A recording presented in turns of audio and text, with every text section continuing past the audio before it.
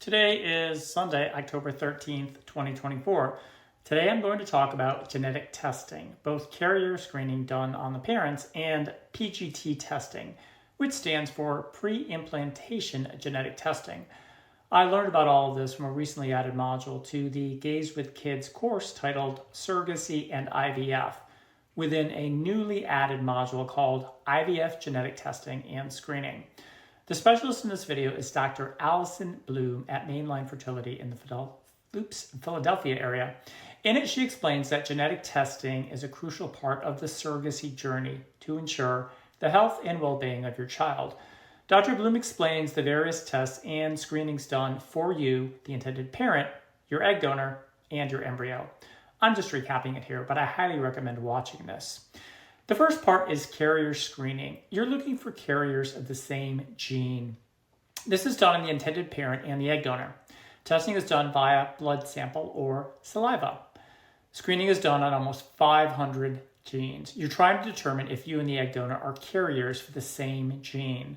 Common things tested for are cystic fibrosis, sickle cell anemia, Tay-Sachs disease, and spinal muscular atrophy. If both parents are carriers of the gene, then 25% of their children will be affected by that disease. So you don't want that to happen, which is why you do this testing and don't pick an egg donor who carries the same things that you do. You want to avoid matching on these genes.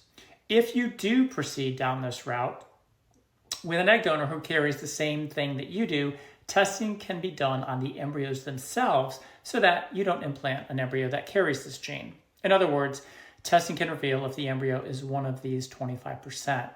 I also learned this week from my egg donor bank that potential egg donors can also fail the genetic testing independent of whether she carries the same condition as the intended parent.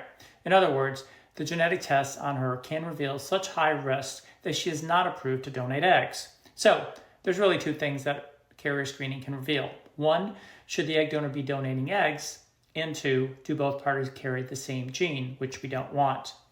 The second part of testing is on the embryo, not the parents. Just to clarify, this is not the genetic testing done on the egg donor and the intended parents, which happens much sooner in the process. This testing is done after the embryos are created. Its purpose is to identify any abnormalities so that you don't move forward and implant one of these embryos in your surrogate.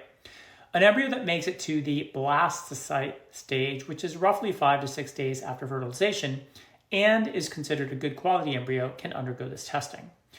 I initially thought this was one and done, but there are actually 3 types. Most people get the first one done, but your reproductive specialist will play a role in advising whether you should do the second and or third tests. A small part of the embryo is taken for testing. It's the part that becomes the placenta, so it doesn't affect the embryo development.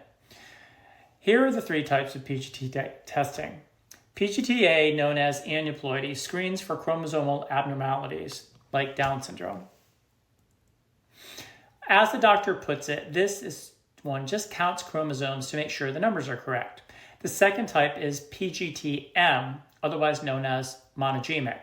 This tests for specific inherited disorders, such as cystic fibrosis or Huntington's disease. This test will identify abnormal embryos if you and the egg donor are both carriers for something. And the third and last type is PGT-SR for structural rearrangements. This one is much less common and detects chromosomal rearrangements like translocations that can lead to genetic disorders or implantation failure. Whether you choose to do this PGT testing is up to you. The video shows that without testing, there's a 20 to 30% rate of aneuploidy. I consider that pretty high, given all of the time and money spent on creating the embryos. When you do this testing and implant a normal embryo, you get a higher implantation rate, lower miscarriage rate, and lower genetic abnormalities discovered during the pregnancy.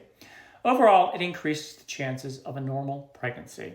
You can also determine the sex of the embryo, so people use this for that as well. In sum, genetic screening is not 100% perfect, but the testing is good and getting better. I plan to move forward with PGT-A testing as part of my journey. Final news for this episode, I'm really striking out here with my egg donors. My 6th egg donor backed out this week. I thought she was the one. This one initially matched, but then decided that because she's getting married, she wants to delay the process until 2026, which is way too late for me. I immediately selected another egg donor who basically looks like Carrie Underwood, but is a nurse. Like most of my other picks, she has never donated before, so I have no idea how many eggs she might produce. The one who just backed out was golden because she's donated 3 times before and produced over 20 eggs each time. Fingers crossed. I hope you learned something from watching this today, and thanks for watching.